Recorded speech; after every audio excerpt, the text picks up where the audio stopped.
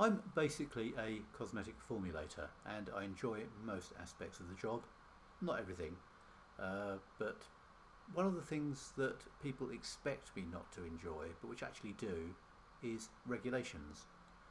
Like most formulators, I've got a pretty reasonable grasp of the regulations, but I've also got quite a keen interest in them. And you may ask why. Well, let me tell you a story. I was contacted by a client who has developed a very nice range of organic products in Australia and has managed to get quite good distribution for them in Europe, including in Denmark. Quite exciting, quite successful. But they run into a problem with the distributor, who is saying that in Denmark the products which contain essential oils need to be labelled with the word parfum if they've got essential oils in. This quite surprised me, and I asked for more evidence, and they came up with a very official looking letter from the Danish Environmental Protection Agency, which was proposing that the cosmetic label directive should be amended to include this proposal.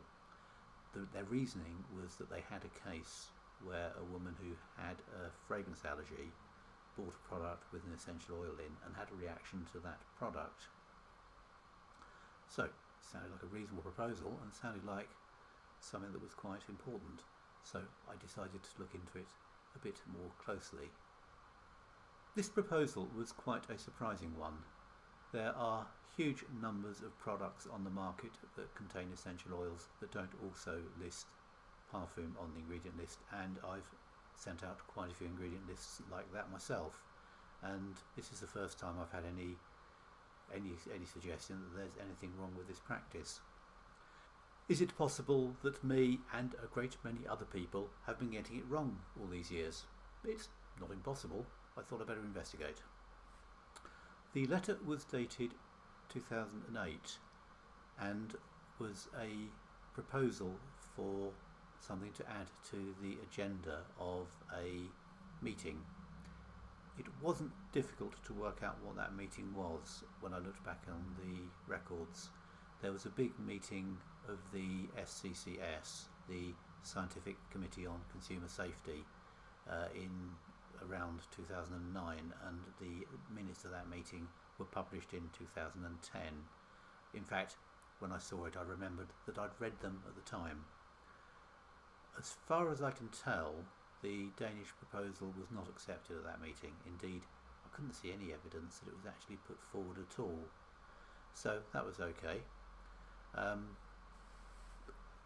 So it looks like what happened was there was an incident in Denmark.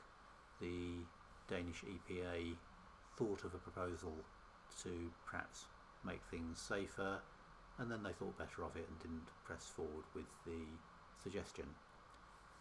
Pretty much case closed. I still had an anxious client and a worried distributor to settle, so I dug out the Cosmetics Europe labelling requirements, which had no reference to labelling essential oils as parfum, and also looked at the labelling regulation which was referred to in the Danish EPA's letter, and it hasn't been modified since 2003. So basically I could go back and say, here's chapter and verse, this proposal was made but never implemented, and there's no evidence it's likely to be implemented in the future. So basically everyone was happy. I hope the consumers are also happy with the products and that they're a great success for the client, and I found that quite an interesting little story. Thanks for listening.